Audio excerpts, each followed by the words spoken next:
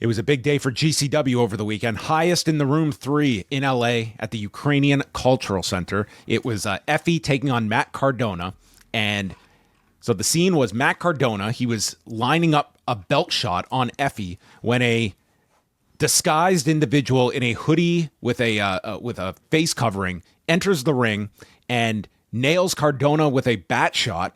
Effie then pins Cardona after hitting the Rough Rider, and then it is revealed to be Chris Jericho, who hits the Judas effect to Effie and then takes off his shirt, revealing an AEW shirt, which got the natural boos from the crowd. And it was just Jericho giving the middle fingers and then taking out both men with the bat shots and leaving. So a bit of an angle here to build up Final Battle. And I guess the question is if this was just a one-off, that it made sense. Jericho loves doing these types of appearances, and I think Final Battle could certainly use this kind of buzz just on a random Saturday night going into the week of the show. And we'll see if there's any extension to this on the GCW side, or if this was just, a one-night cameo that they had. But obviously enough that they could pull this off, given the recent friction between the two companies. And just a reminder, originally in this match, it was set to be Matt Cardona versus Ricky Starks, which Effie replaced. So just thinking about all of that, puts Jericho directly in line with Effie as well. Interesting to think about. Would you be a little upset if you were Ricky Starks? Of course, yeah. Why am I off these shows when one of our big stars is given the green light to show up on said show? Again, the big question in all of this is when this became a work. By this point, yes, they are working together to promote something. At what point did they start working together? Did it start off as, real animosity? And did it require a Chris Jericho and a Matt Cardona, for instance, to be able to turn this into something that ultimately is better for all the participants, businesses involved, with the exception of Ricky Starks, I guess. But again, who knows how far this extends? Who knows, if other participants that we've been talking about in all this will have a role at any of these shows. This is, of course, promoting Final Battle, but it's also, I'm thinking in some way going to promote the GCW Hammerstein shows as well. Are you interested in this Final Battle show on Friday? Absolutely. I wanted this from the beginning, or at least as soon as these headlines started getting made, it kind of created a perfect situation for both of these brands to work together.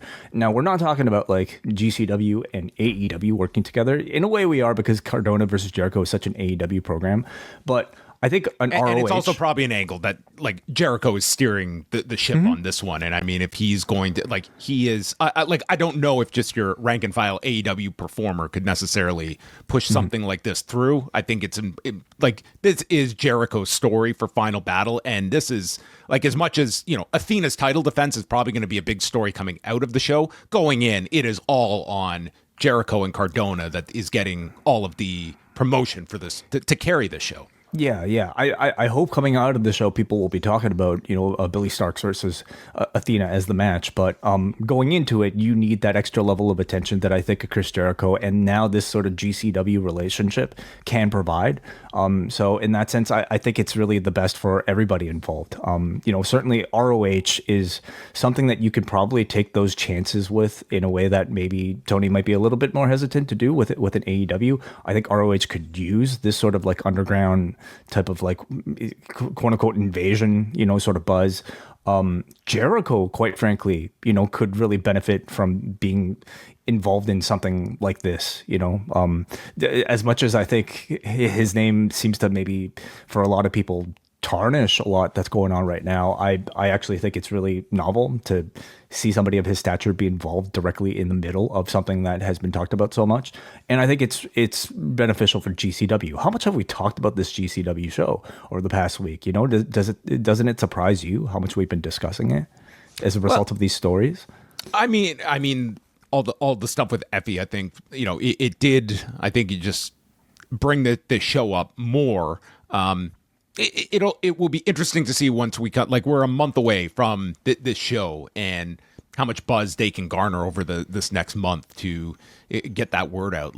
The last update is that this is around 800 tickets that they've moved for this show. So there is still a lot of room. They've, that's under half of what they had there last time at at Hammerstein Ballroom. So, this show does need a spark, and I'm certain if they can get that in any way, shape, or form, I think they're going to be all ears to any ideas that come their way to capitalize off of what's happened to them and turn it into something that can generate business for them for the January 19th show.